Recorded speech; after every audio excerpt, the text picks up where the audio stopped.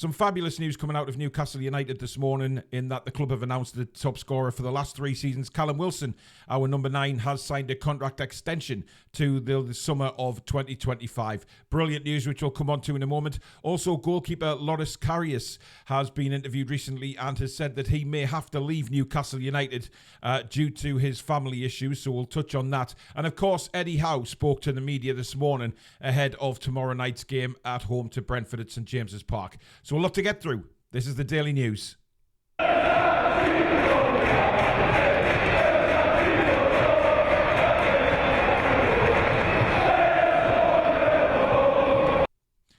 everybody, I'm Paul and welcome back to the Toon Review YouTube channel where this is the Daily News, of course.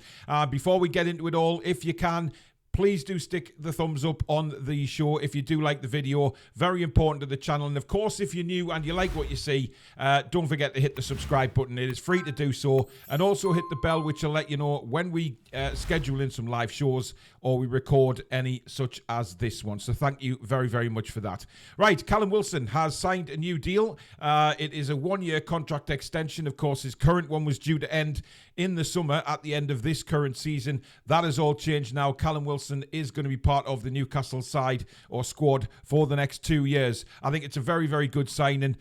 Callum's been at the top of his game for 3 years now. And considering, the injuries that he's had, to still be top scorer in the side for 3 seasons running is incredible.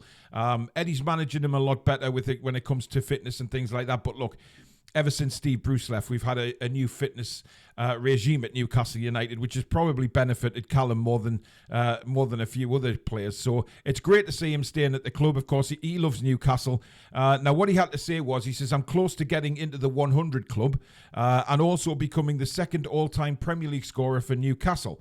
That would be an amazing achievement, having looked up to Shearer for many years. So Callum's well aware of the situation he's in at Newcastle United to go down in history as the second all-time scorer for Newcastle United, which is a fantastic feat for him.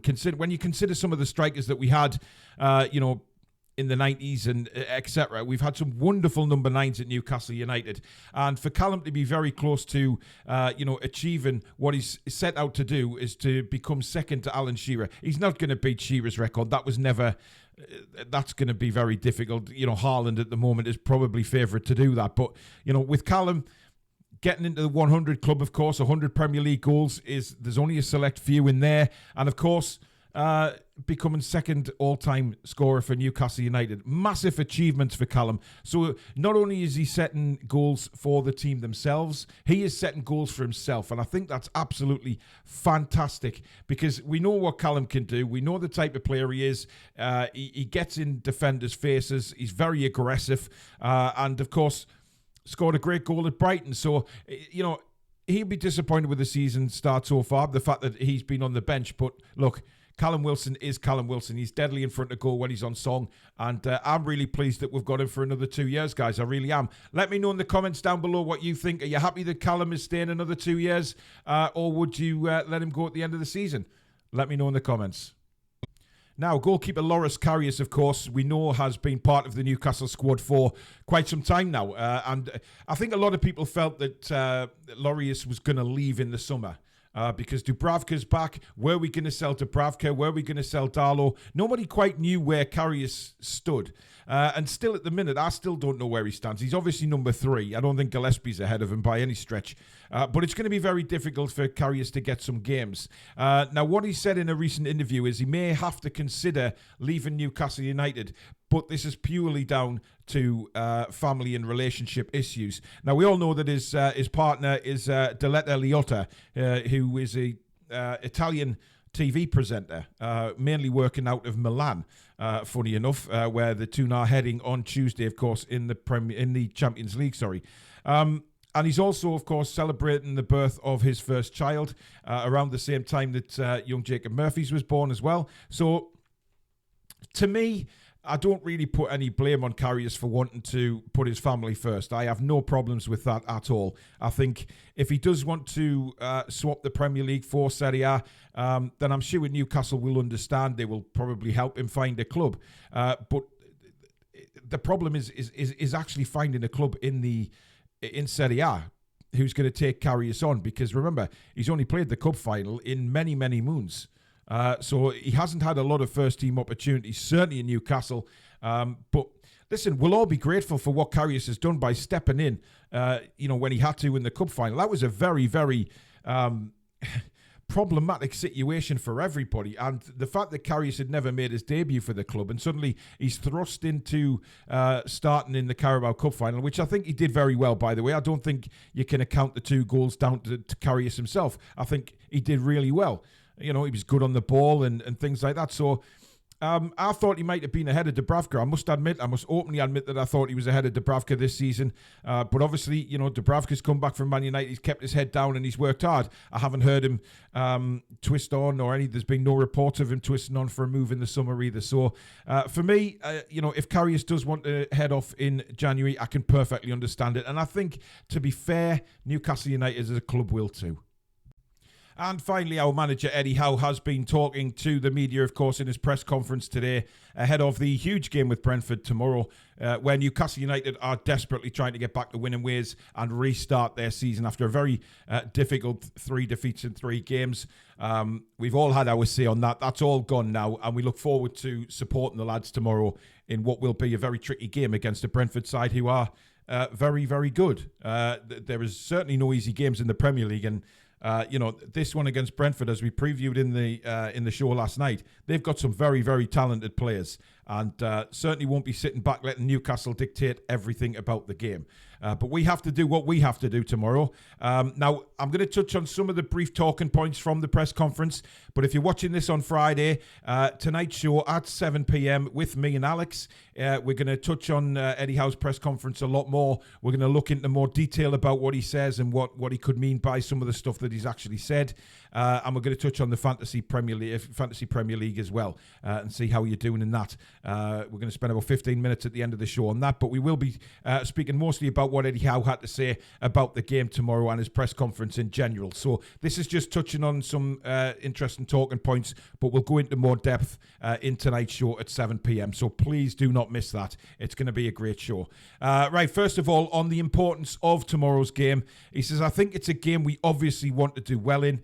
We know and we understand the game that we're in. I don't want to build it up any more than it is, really. It's a game that we have to approach in the right way. It's a difficult game, a very dangerous opponent. They've got good skills and a good way of playing, got their obvious threats.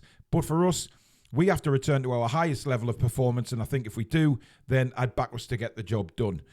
Very positive that from Eddie Howe for me, because, despite the fact that he's not even looking at the previous games, what he's saying is if we get back to our highest level, which, remember, Eddie Howe demands this from his side. He demands that the teams, play at the highest level possible, and that will have disappointed Eddie in recent games. Certainly the Brighton game will have disappointed him, because he knew, and he probably, had a go at the players as well, that they just were not near highest level against Brighton. But that can all change tomorrow. A much more positive performance. We've got some very good games to look forward to as well. But Eddie won't be looking any further than the Brentford game on Saturday at present. So I think we will expect Newcastle United to come out in full force tomorrow. Now, on the keys to Brentford's success and the job that Thomas Frank has done, he said probably a mixture of a lot of things, really. Shrewd recruitment would be one. And a brilliant coach who's done amazing things on a consistent basis within the team.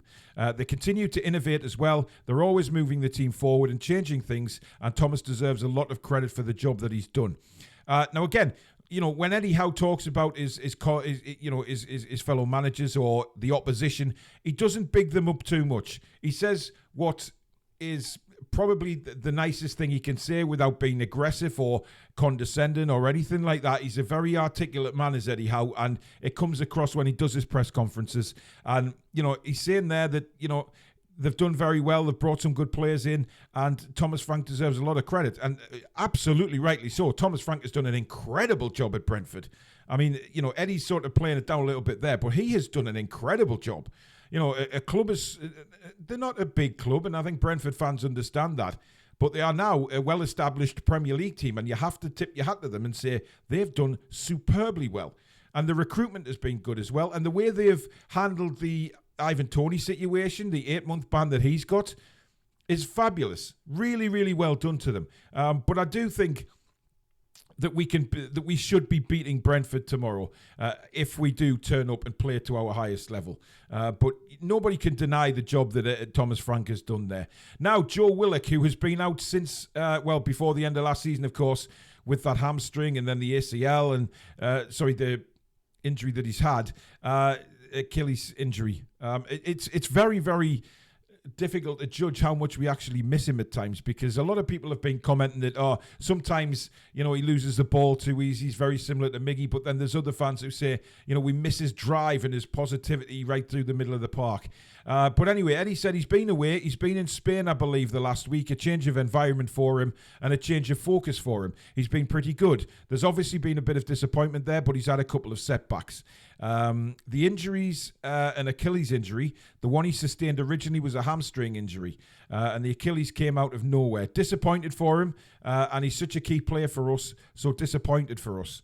But our aim is to get back as quickly as possible and back to his best form. So again, he's given no time limit on Joe Willock. There's a lot of stuff came out last week putting time scales on Joe Willock's return, which I think is bizarre, because there's probably only Eddie and the medical staff and Joe himself who have any sort of target in mind as to when he's going to make his return. We need him back. We need a player of Joe's class. I think he's a fabulous player for us. Brilliant midfielder, brilliant energy that he gives us. He's got that body style of, I'm not really bothered, but when he gets that ball, he's fabulous. So we wait with bated breath, basically, for his return to the lineup. Now, on the 2-week wait for a fixture after the defeat at Brighton, Eddie said, I think afterwards that my preference would be always to play again after a disappointing result. But it wasn't to be, so we've come back here and worked well, I think, with the players that we have left with us, around 12 players initially. The lads have been good, training has been good, and now we're ready for the next game.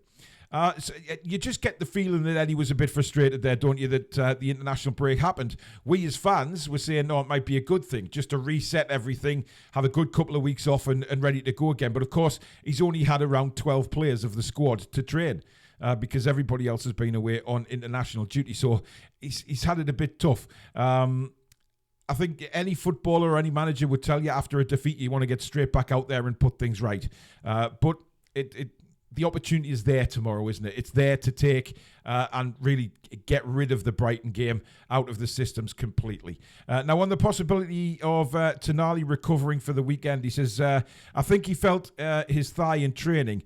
So he's come back in and he's had a scan. There's a slight injury there. It's nothing too serious or too long, but we wait and see whether he's available this weekend. So again, nothing being said by Eddie, which we know he won't confirm anything in a press conference about injuries, will he? He never, ever does. And rightly so, because it gives that opposition manager no option but to just wait till an hour before to see who's in the side and who isn't. Now, if there's a slight risk with Tonali tomorrow, guys, I think you know as well as I do that he won't play. If there's any doubt, he will not play because we've got a huge game against AC Milan, and it's probably a one that Mr. Tonali has on his calendar for very obvious reasons. I don't think he'll be risked. Sean Longstaff can step in. I predicted Sean to step in on the show last night, so I think he will. And Tonali will be saved, I think. If there's any kind of slight worry about him, don't play him. And now, on the prospect of Sven Botman making his return, he said, possibly, yeah. He's trained this week, so fingers crossed for Sven. We see how he feels today. So we all put Botman out of the side. And certainly the news reports that were coming in earlier this week were writing off Botman completely. Even the fantasy football leagues were saying that he's 75% certain to miss the game. However, that seems very, very positive from Eddie about Sven Botman. And he'd love to have Botman back. But then if Botman does come back, then obviously he's got a question to answer at left back because Dan Burn hasn't been great. Neither has Matt Targett. Certainly, I would think Lewis Hall gets his opportunity. I mean, he has to. We spent 30 million on this kid, and he will only get match fit, as we keep banging on about, by playing matches. But at the end of the day, it's Eddie's decision, and we'll see what he goes with tomorrow. But that is it for the show today. As I say, if you have enjoyed it, please do hit the thumbs up button. And of course, if you're new, hit the subscribe button, free to do so. Come and be part of this incredible community on the Toon Review. And, of course, hit that notification bell, which will let you know when we go live or we upload any videos such as this one. Now, obviously, I said there before, tonight at 7 o'clock, if you're watching this on the Friday, me and Alex will be going into more depth about Eddie Howe's press conference, talking a bit more in depth about what we think the meanings behind his answers are. Obviously, that wasn't everything he was asked, so we'll go into a lot more at 7 p.m. tonight, and we'll also be touching on the Fantasy Premier League that we're running on the channel as well, see where people stand. So we'll do that in the last 10-15 minutes of the show. But it should be a great show. We'll get some in-depth analysis from Alex, of course, on what he thinks Eddie Howe means by his answers today. But thank you very, very much for watching, guys. We'll see you very soon. Take care.